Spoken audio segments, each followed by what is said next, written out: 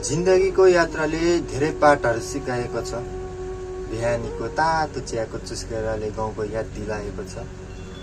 जिम्मेवारीले काँध भरिएपछि आफ्नो गाउँ घर सहर छोड्नै पर्दो रहेछ। तर यहाँको तातो घामले गाउँको ठुलो रुकुमुनि शीतल तापे जस्तो नहुँदो रहेछ। ऊ परको त्यो भारी सिमेन्टको बोराले मलाई नै पर्खिरहेको छ।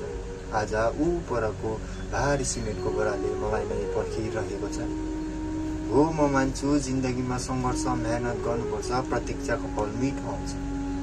हो, म मान्छु जिन्दगीमा मेहनत सङ्घर्ष गर्नुपर्छ, प्रतीक्षाको फल मिठो आउँछ। तर प्रतीक्षा गर्नका लागि समय लाग्दो रहेछ। तर त्यो समयले कहिले नपर्खिँदो रहेछ।